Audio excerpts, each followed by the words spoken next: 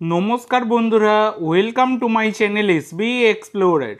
তো বন্ধুরা, তোমরা সকলেই জানতে আজকে মোহনবাগানের সাথে চেন্নাই এফসির ম্যাচ ছিল এবং সেই ম্যাচটা কিন্তু মোহনবাগান জয়লাভ করলো চেন্নাইকে হারিয়ে। তো প্লেইং 11টা অনেক আগেই তোমাদের সাথে শেয়ার করে দিয়েছিলাম, এছাড়া লাইভের বিষয়বস্তুও শেয়ার করেছিলাম। আশা করি তোমরা সকলেই লাইভের বিষয়বস্তুর মাধ্যমে ভালোভাবে লাইভ দেখতে পেয়েছো। তো এবার ব্যাপারটা হচ্ছে, আজকে মোহনবাগানের পারফরমেন্স মানে অ্যাভারেজ কোয়ালিটি সেটা বলা যায়, মানে ভীষণ ভালো খেলেছে সেটা বলা যাবে না, আর খারাপ খেলেছে সেটাও বলা যাবে না। মোহনবাগান আজকে জয়লাভ করেছে ঠিকই, কিন্তু খেলায় প্রচুর ফাঁক ফোকর ছিল, যেখানে একজন ভালো অ্যাটাকিং মিডিওর অভাব কিন্তু মোহনবাগান দলে দেখা যাচ্ছে।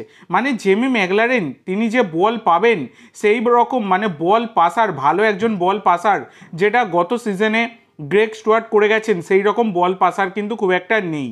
তো এই কারণে কিছুটা সমস্যার সম্মুখীন কিন্তু হচ্ছে মোহনবাগান, কিন্তু তা সত্ত্বেও মোহনবাগান তারা জয়লাভ করেছে। তবে অল ইন্ডিয়ান স্কোয়াড নিয়ে মাঠে নেমেছিল চেন্নাই এফসি, যেমনটা তোমাদেরকে সকালের ভিডিওতেই আলোচনা করেছিলাম।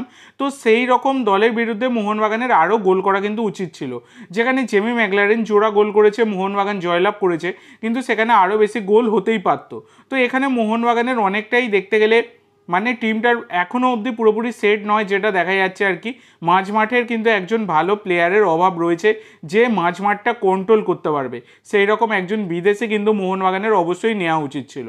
তো তোমাদের কেমন লেগেছে সকলের আজকের এই ম্যাচটা অবশ্যই সকলে কমেন্ট করে জানাতে ভুলো না, এবং কোথায় মোহনবাগানের খামতি রয়েছে ম্যাচ জেতার পরেও তোমরা সেটাও অবশ্যই কিন্তু সকলে কমেন্ট করে জানিও। তো আজকের জন্য এইটুকু বন্ধুরা, ভিডিওটি ভালো লাগলে অবশ্যই লাইক করো, শেয়ার করো, চ্যানেলে প্রথমবার এসে থাকলে চ্যানেলটি সাবস্ক্রাইব করো, আর কমেন্ট করে জানাও ভিডিওটি কেমন লাগলো। ধন্যবাদ।